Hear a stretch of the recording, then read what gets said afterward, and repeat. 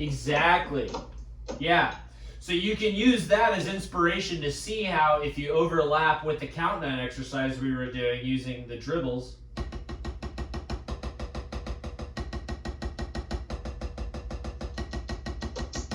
Doing those, you know, we were randomizing it earlier.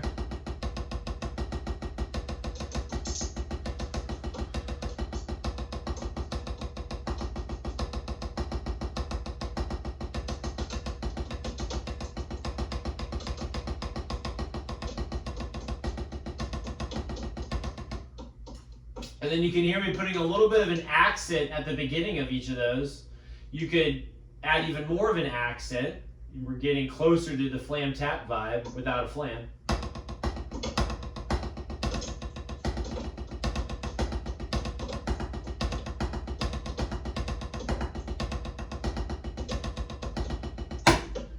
So then getting to the second step here, like we were doing, overlap the beginning of each of them. If you do an accent like I just demonstrated,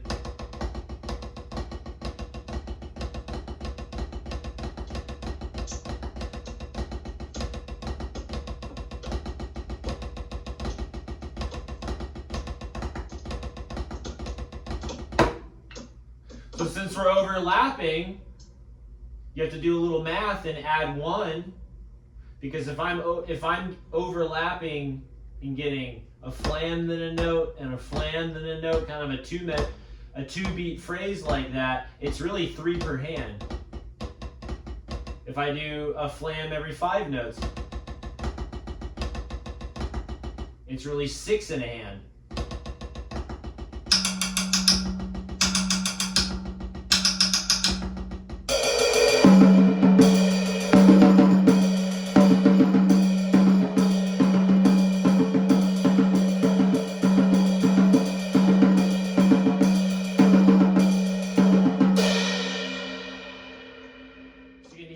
Separate sounds, but you can hear it overlapping. So let's play around with that a little bit, and then we'll get to some other rudiments. Just we'll have our hands warmed up. Let's see if you can overlap and get all types of flam combos. You know, like if flam combo, 4-note flam combo would be 1 E and 2 E and 3 E and 4 E and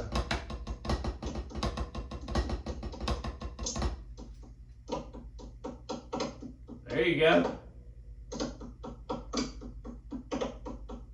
And experiment with a more American grip leaning technique, right?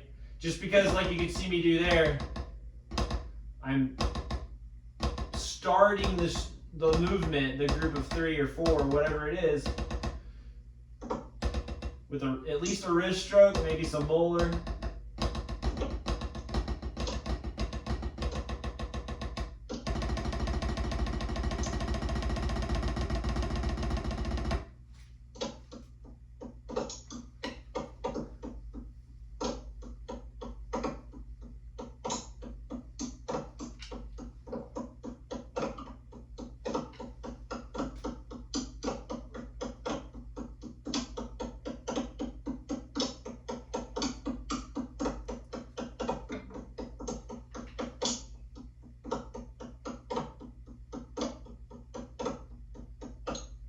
There you go. Good. Now, what I want you to do, keep doing what you're doing, but I want you to imagine more, instead of that you're playing the drum with a drumstick, imagine you're playing the drum with a basketball or a tennis ball. So if I don't have one in front of me here, but if we were to bounce a ball here, you would only have to start it and it would bounce the rest of the way. So I want you to be thinking about the finger bounces more like that, versus a wrist stroke. You know, if I'm doing a rebound stroke with just the wrist like this, it's going to be a wrist thing. But with this, if I'm continuously bouncing, all you have to do is set it in motion once and then maintain with much less input, right? I don't know what it is, but it's like pushing someone on a swing. You got to put energy into it to start, but then you can put in 10% energy to keep it going, right? So that's how you want to imagine each set of accents and then bounces. Cool. So why is this useful? Kind of like you saw me do earlier, overlapping things, maybe between the kit. Maybe my right hand's on the ride cymbal, my left hand's on the snare.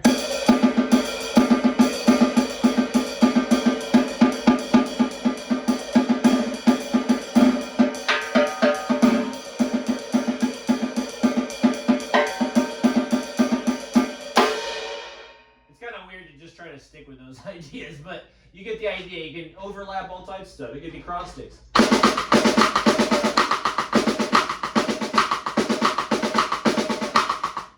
Now that is a different technique for the left hand, but the point is we're overlapping.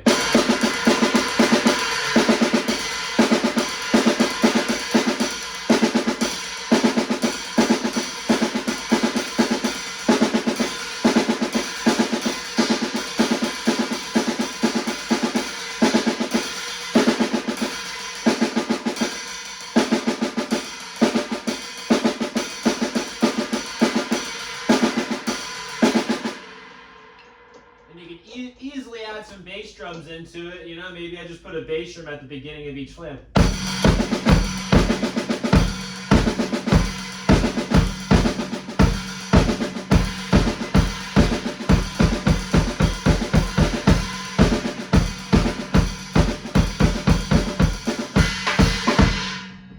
You want to mix it with other stuff, but you can kind of see there's quite a bit of potential there.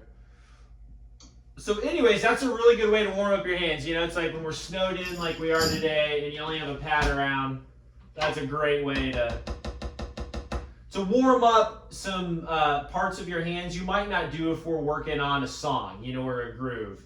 Unless it's a blast beat, you know, you're not going to be using just fingers or wrists like that. It's going to be some other combos. But cool. All right, let me think for a minute, you know, what we can do with that, being that you're just on the pad. So what I like to do, you know, like you could always look up a solo or something like that online and work on doing some reading.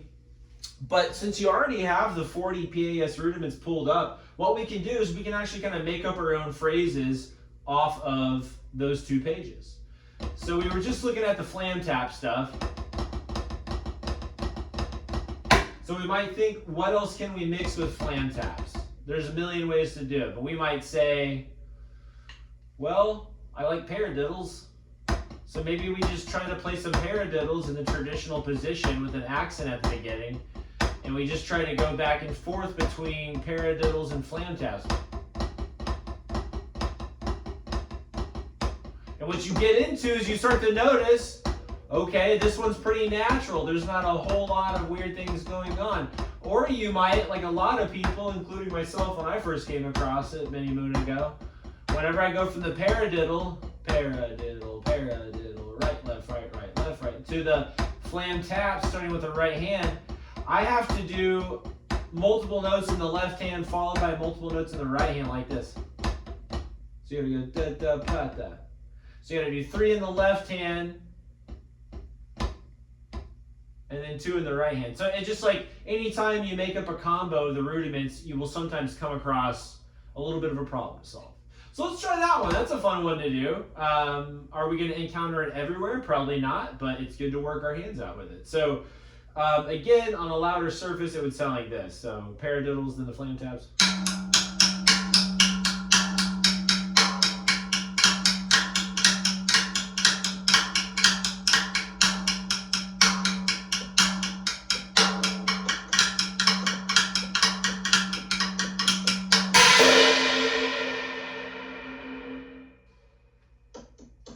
Get that combo going, then we'll do a couple other combos, see what we get into here.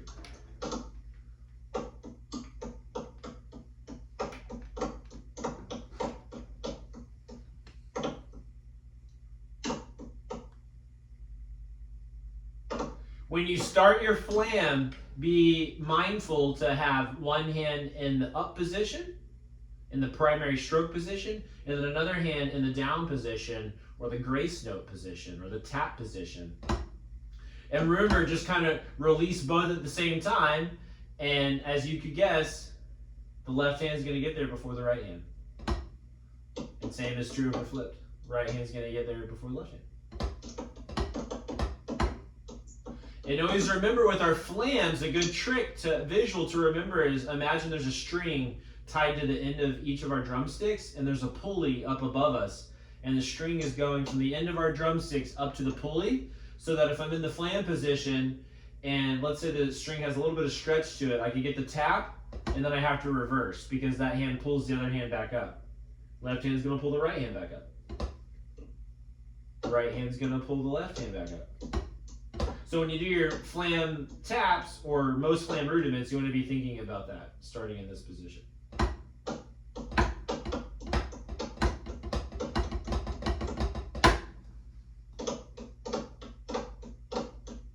There it is. Yeah, that fixed it. Very good. There you go.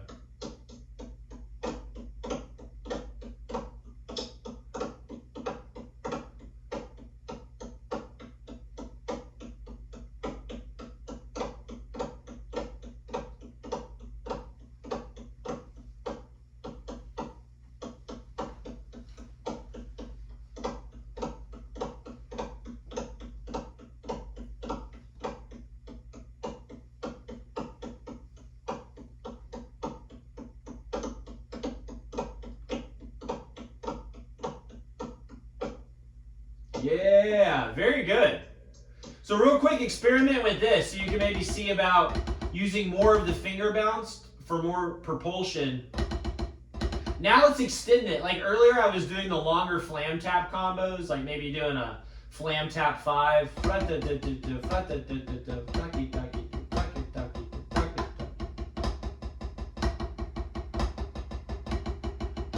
Get into a longer flam tap combo and notice how I'm dribbling the stick for a bit, right? On idle until the other hand comes back in, and they're playing tag team.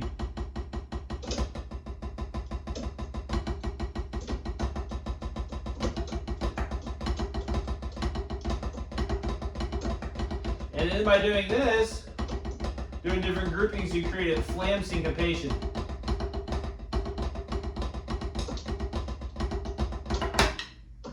This sounds super cool when we get back to the drum set here in person next week at our lesson, or when you get to your kit. It's cool between two sound sources like ride, cymbal, and snare.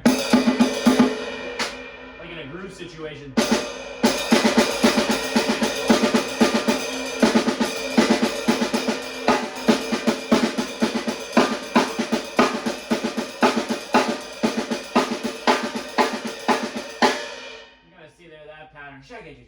But that's all this, what we're doing on the pad, but voiced between right side, right cymbal, and left hand snare.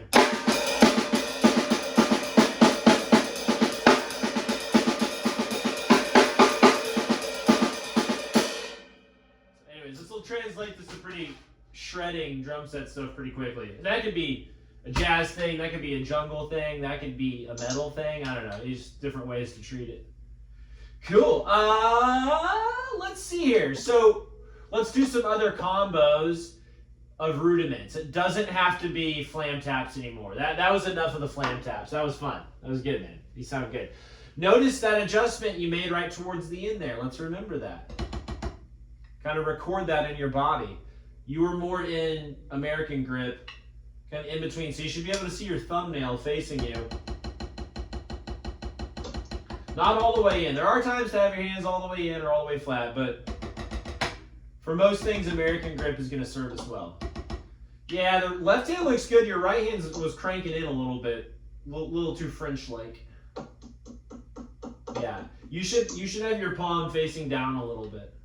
Remember, the way to get to it without a drumstick in your hand is just hands down near the side, relaxed. Bring the hands up like you're going to set them on a surface, and then boom, that's American grip. Cool. Let's do a couple of the rudiments. Let's do a roll rudiment with something else. Let's start with alternating 5-stroke rolls. How do you feel with this? So now I'm still getting to use my finger control I've been working on, but I'm just doing doubles using open, close. Open, close, accent, open, close, accent.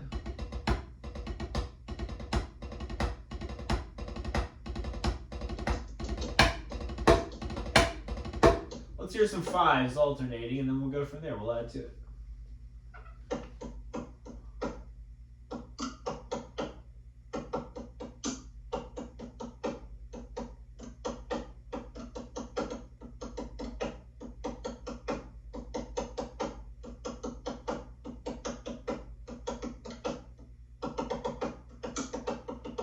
There you go. You just made a couple adjustments I was thinking about. You just made some adjustments I was going to suggest. One of them was start low on your doubles. There's no need with what we're doing here to bring the hands up for the double like this. Just start low. But then what you have to do is what you're seeing me do in the right hand here. I'm doing a Moeller tap. Let's practice this. With your right hand, try this. This is a Moeller tap accent. Tap up, accent down. Tap up, accent down. Let's see a few of those. Yep, exactly like we've done on the hi-hat. But for now, just keep with the right hand. Tap up, accent down. Tap up, accent down. Don't add your left hand yet. Just do this. Copycat after me. Tap up. I'm going to show you something here. Tap up, accent down. Tap up, accent down. Notice how I'm getting that tap. I'm getting that tap when I do the prep stroke for the Moeller, like we've done on the hi-hat. It's in you. I know you've done this. Boom, right? Boom.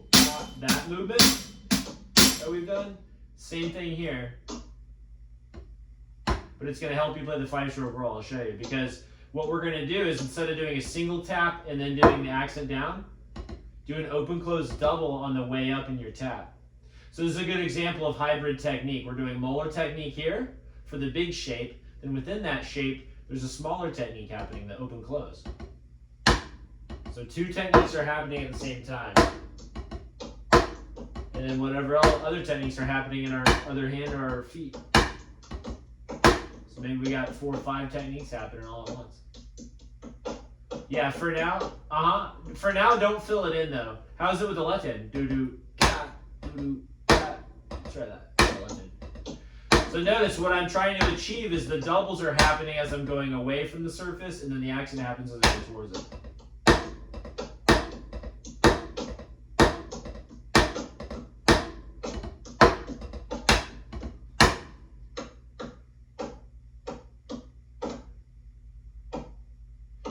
Yes, however, use more of the bounce. You're like boom, boom, make it dud-it. You're going hit, hit, accent, do. Hit it, accent, bounce, hit accent, bounce, hit, bounce. Yeah. So then notice if I just do a right-handed 5-stroke roll using those techniques, you could see that right hand accent coming from a mile away as I play the double. So you want to project what you're going to do, right? We're not trying to take anybody by surprise on kit, right? So we want to prepare ourselves. And then the same is true, try with the left hand lead. So you're going to, when we do the alternating 5s like we were doing, your left hand should be doing the wave like Moeller and getting an open close double as you do the prep stroke. See if we can link those together, then we'll add another rudiment to it, see if we can link together 2 of the rudiments for our hand workout today.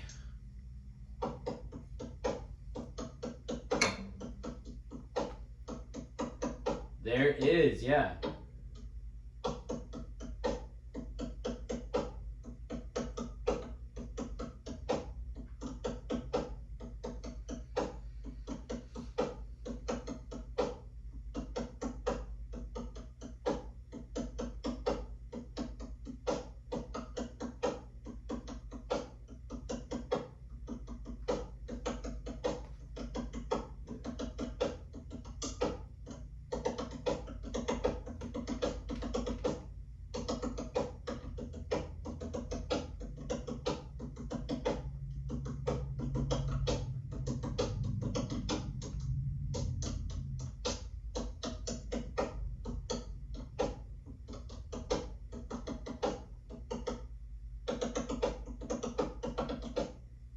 Yeah, there you go.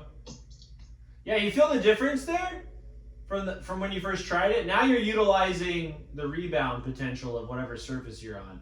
So let's pick, while I discuss this next point here, why don't you think through the rudiments and pick another one we want to connect to this and make up a phrase. But one thing I wanted to point out, the reason why I'm a big fan of Moeller among many reasons is, you know, I know today just because you're snowed in, it's like we're on the practice pad. But when you're on the full kit, playing a multi-surface instrument, we want to have really efficient ways to move to things. So as you and I have already worked on before and you're great at, that translates to hopping over, you know, to another part of the kit. So if I'm just wanting to do my 5-stroke rolls and I want to land on maybe the floor tom with my right hand accent and rim shots with my left hand accent, you can see my right hand in the video there since you're right in front of me, hopping over, like. And then the left hand is not moving, it's staying. It's going to do the rim shot where it's at, so it won't move it.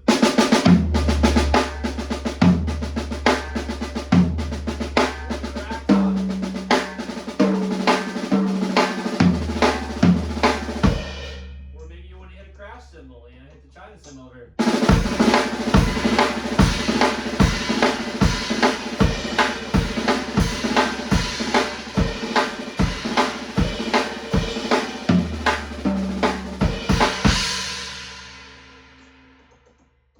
So to help with that, you'll be able to rock them, sock them to other parts of the kit much more efficiently.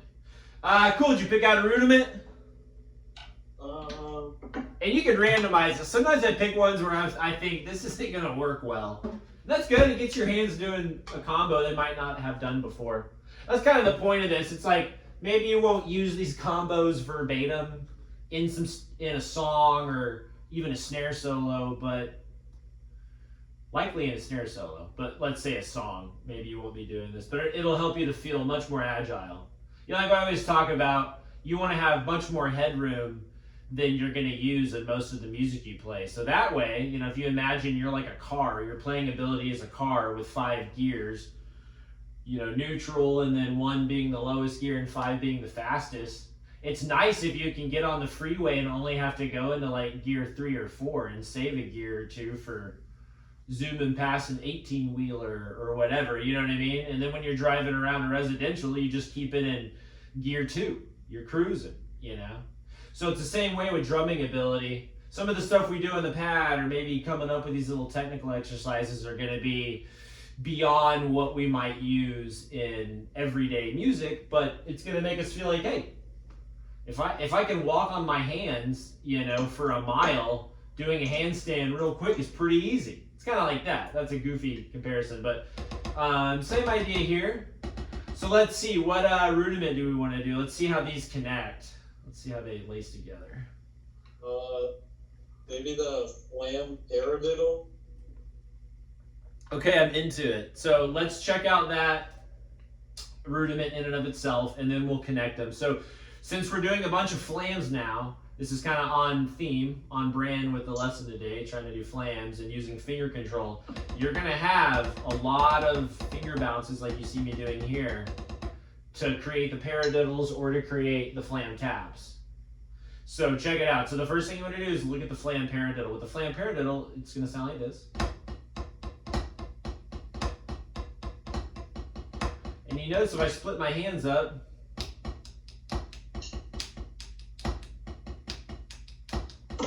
so you can count how many notes I'm playing when I do that multiple grouping in the left hand. You're going to have to do 4 finger strokes in a row.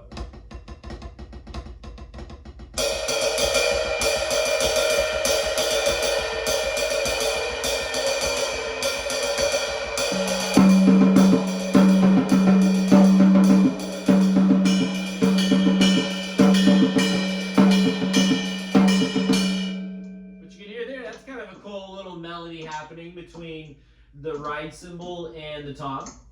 So when you get to kit, this has some cool stuff happening. So let's play around with that a little bit. You're feeling it there. I can see you doing it. You're going to have those 4 lone taps. And so I normally like to play them with a finger bounce at most tempos. Ooh, there you go.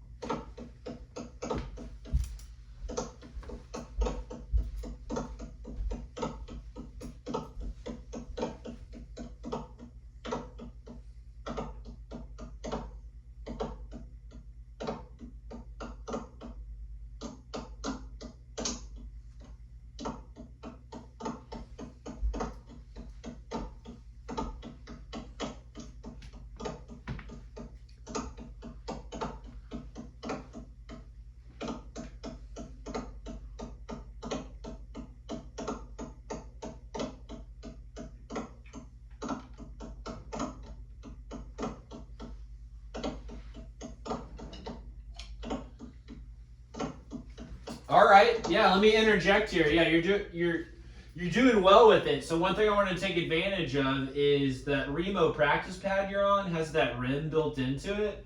So the pad I'm on, a standard kind of piece of rubber on top of a piece of wood. This one you can screw into a cymbal stand, which is kind of cool, and use the cymbal stand as, you know, an actual, kind of like a stand, you know, like that. But this one, kind of what I don't like about it is I don't have a rim on it, because I like to split my hands up like you saw me do there. Like I always say, when you're around your kit, play your kit. We're acoustic drum set players. We're an animal of our own kind, and we need to be getting to the kit as much as possible. A pad is cool, but there's not really any dynamic expression. There's no really tonal differences. You can learn a lot on a pad, but one of the downsides is some people get so used to playing on a pad that when they get to a drum, they're not used to the dynamic range that a drum can play, you know?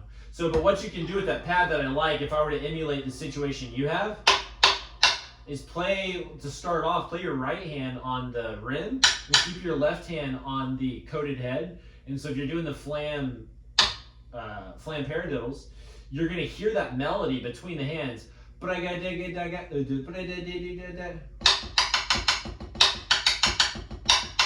can hear that four. And that right there, I mean, I don't want to say like, oh, make up grooves from a rudiment. I don't like that angle of approach. But kind of working backwards here, we can hear that that was a cool phrase.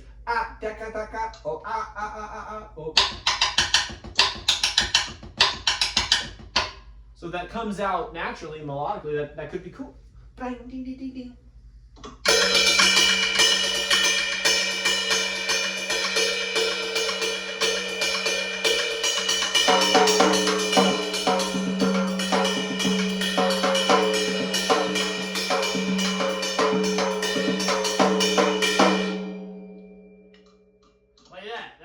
Just using that pattern, but trying to make melodies out of it. So anyways, try a little bit on your own here, and I'll chill out, and I'll kind of hear the melodies you get between the hands. Yes.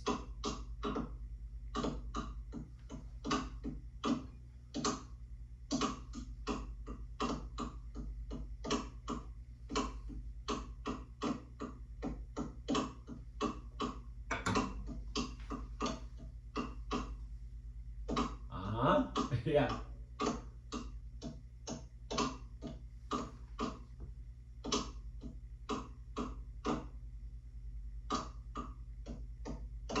Keep going with it. My only tip is, I know you're new to the pattern, but I have full faith that you can probably go faster with it. And what that'll help you to do is get those finger bounces in. Because you're going to have to do that. Take it. And a 1E and a 2E type thing.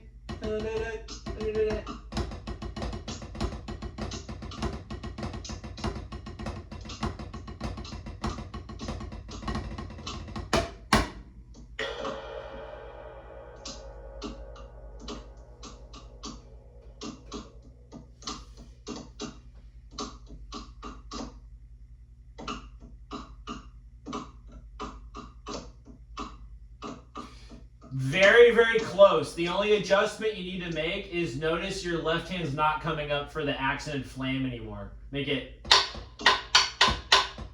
The China cymbal's blocking my hand when it goes up a bit, but you can see it moving up.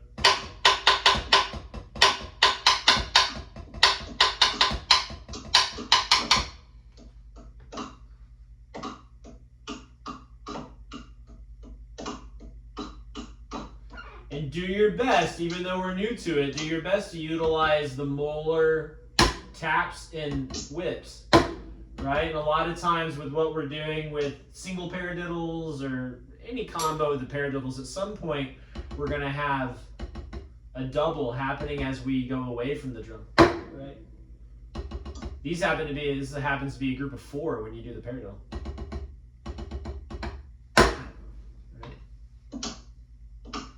Cool. Keep with that for a minute. I'm going to get a coffee refill, and then we'll mix these together with the flam taps. You got it. Just find a speed that you can get bouncy at.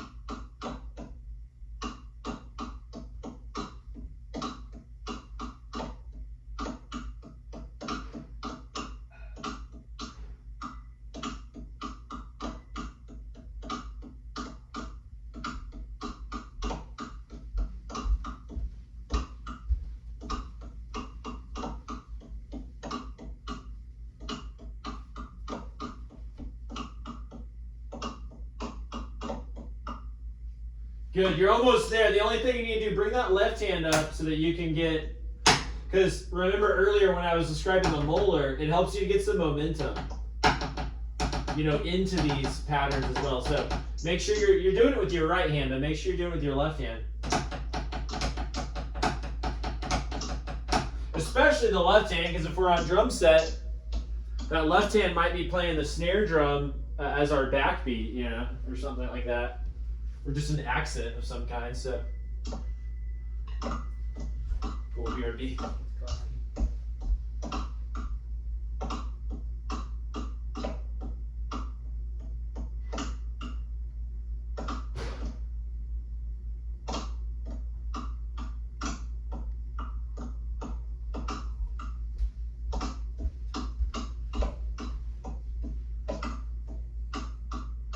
There you go, way better, yeah.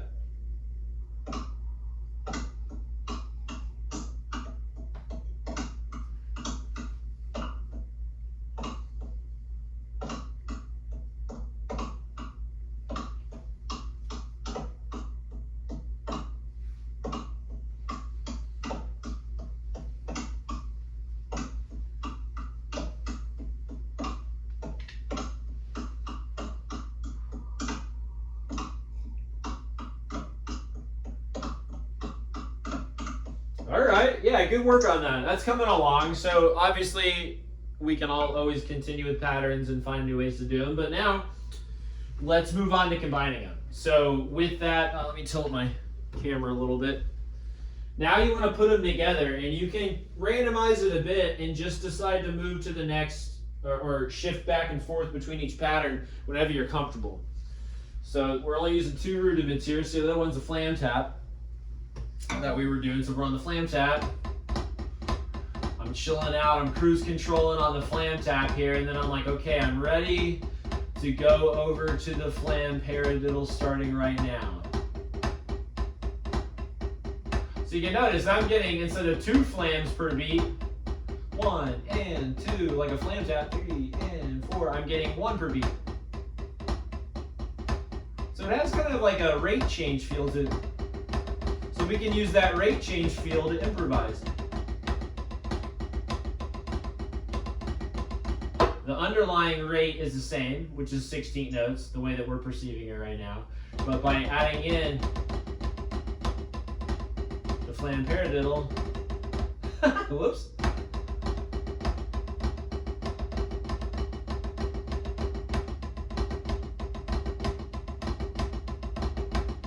Like, what's that? I did a flam paradiddle, then a left hand flam tap. Make it 6. 1, 2, 3, 4, 5, 6. 1, 2, 3, 4, 5, 6.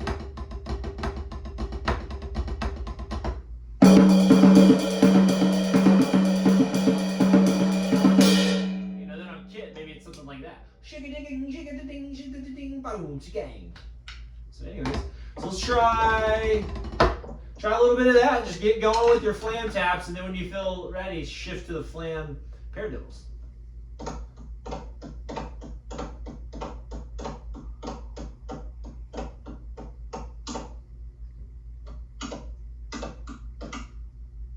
You want me to play them on different surfaces? Let's do that second. Go ahead and start on one surface. It's a little easier to hear the patterns when you're on one surface. To start, at least. For me, at least. I think most people.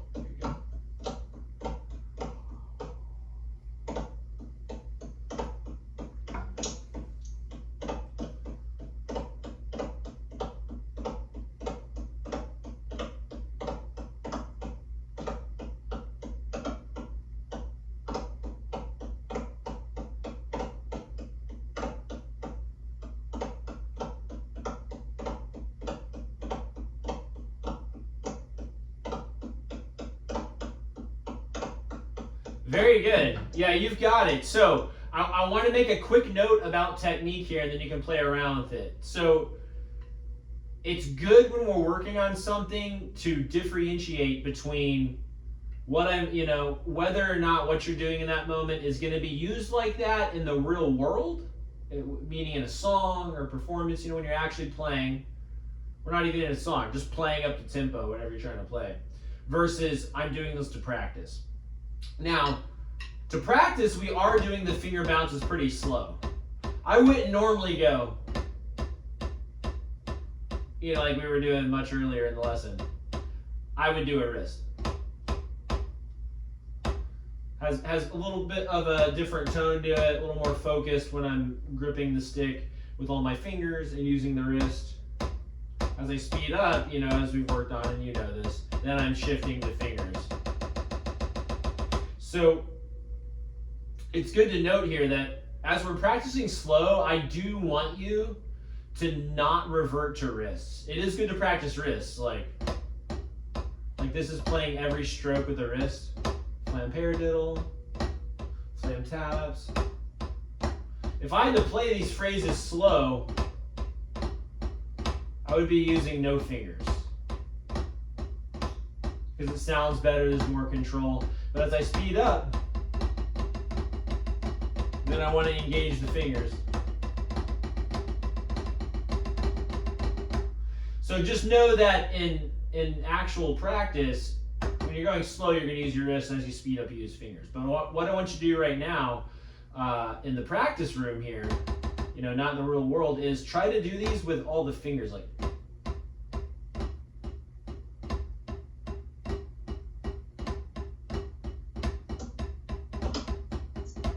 Try to exaggerate the use of the fingers so that way you can get full advantage of the rebound potential that is happening there, not cutting it off by having the hand closed and using our wrist. There you go, that's the right direction. Yeah.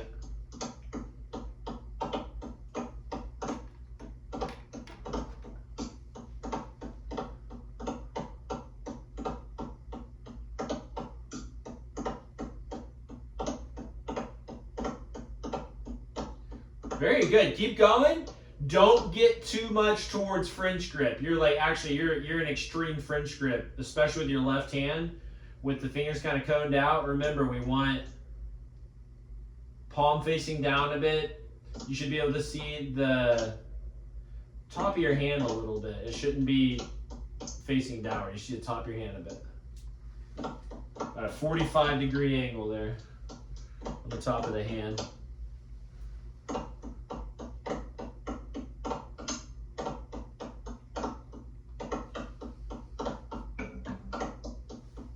There you go.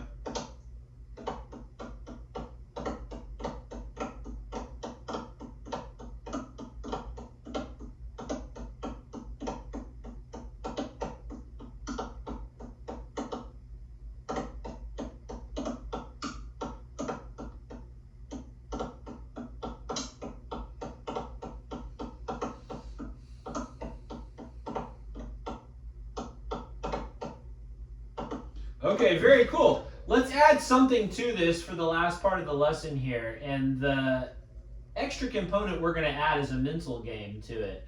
And so these are things that we've done before in the lesson room together on a full acoustic kit. But it is kind of nice to do when you're on a pad because the drums are not overpowering our voice. It's like I can play on the pad and my voice is pretty audible and I can hear myself talk. That's one reason why it's nice to use a pad in a lesson here and there. Like you notice we rarely in actual lessons use a pad. It's very rare. I'm all about getting on the drum and seeing how we sound. But one nice thing about playing on a pad is you can count out loud and hear yourself easily, like things aren't getting covered up. So one of the games I always like to play is can I count a simple quarter note? It's much easier said than done. Sometimes it's really hard to just say 1, 2, 3, 4, 1, 2, 3, 4, while our hands do all types of patterns. So let's try that with this. A few of the patterns we played, let's go through them in order. We did 5-stroke roll. So if I were to count the 5-stroke roll or count as I play the 5-stroke roll and just kind of quarter note, it would be like this. 1, 2, 3, 4. 1, 2, 3, 4. 1, 2, 3, 4. So let's try that. We'll try a few of the rudiments with a quarter note.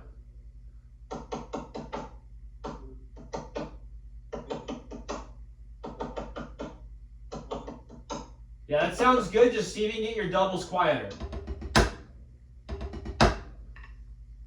Tap them out. Keep those at like 3 to 5 inches. 1, 2, Yeah, that sounds better. 4, 1, 2, 3, 4, 1,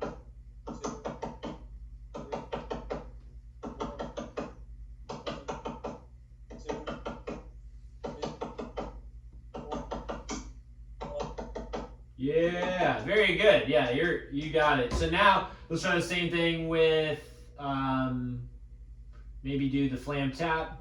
1, 2, 3, 4. 1, 2, 3, 4. 3, 4, 1, 2, 3, 4.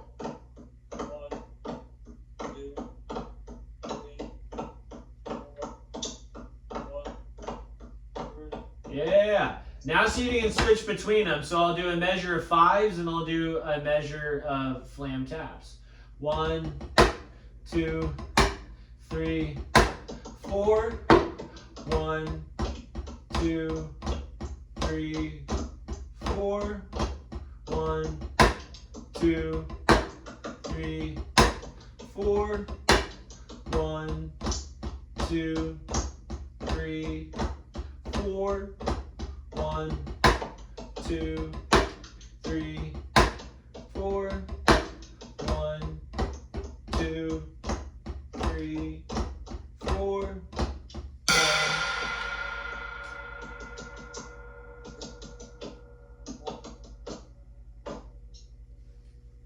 Yeah, there you go. Go on your own for a minute, then we'll add in the flam paradiddle.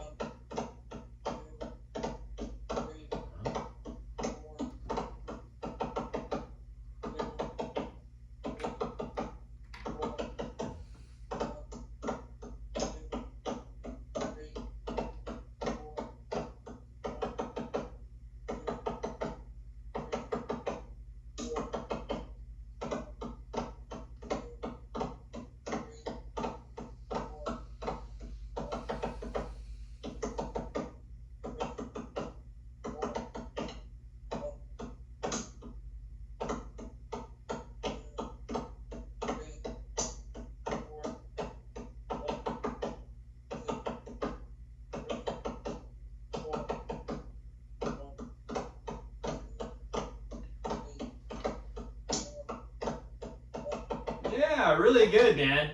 Yeah. All right, we're going to need to start wrapping up. Time is flying by. Really good lesson. So this is a way that, whenever you're just around the pad, you can keep your hands in shape. Like we did in a previous lesson online, when we met online, like I think a few weeks ago, you can do this stuff with music. Take these patterns, throw some music on you like, and try to find the pulses, so the groove is gata, boom, boom, gata, boom, gata.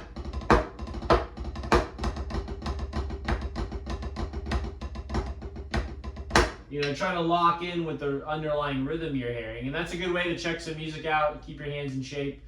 We'll do the next thing I'm about to mention, we'll do in lessons, but it's to take the mental game further. And it is to not count common subdivisions. So instead of like a quarter note or an eighth note, get into counting partials of each beat. So like maybe we only say the and. So instead of 1, 2, 3, 4, which would be like 1 and 2 and 3 and 4 and Only say the and. And, and, and, and, and, and, and, and, and, and, and, and, and, and, right?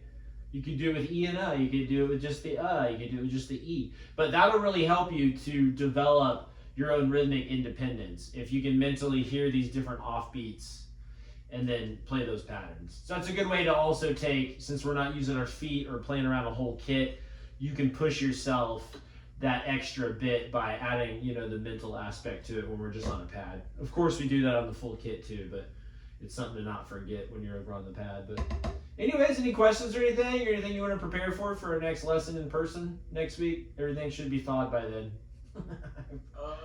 I would hope. I think I'm fine. Cool. I need to remember to bring these sticks back though. Oh yeah, I forgot you took those. Yeah, just I don't know, if you got another pair that you can play on at the house, put them in the car or something, or your book bag, or yeah. That's the freshest pair of sticks I've got for people to borrow when they're in the room. Of course, I've got some other ones to use, but a lot of people seem to like them. Do you like them, or do they feel good to play with? Yeah, they're fine. They're a 1/4 inch longer than most people are used to. They're 16 1/4. But you kind of don't feel it in a way because they're made out of maple wood instead of hickory. So that length is kind of like made up in the lightness, you know, kind of makes up for it. But anyways, yeah, I appreciate you bringing it back. Cool, well, we'll wrap up there, man. Glad we're able to meet online and keep going. I know that I drum every day anyways all day, but I've been doing extra drumming being stuck in the house like this, so grateful to have a lesson to do. So cool, man. Thanks for adapting. I'll let you get on to the rest of your night, and I'll see you in person next week. All right. All right, man. Peace. Have a good one. You too. Thank you.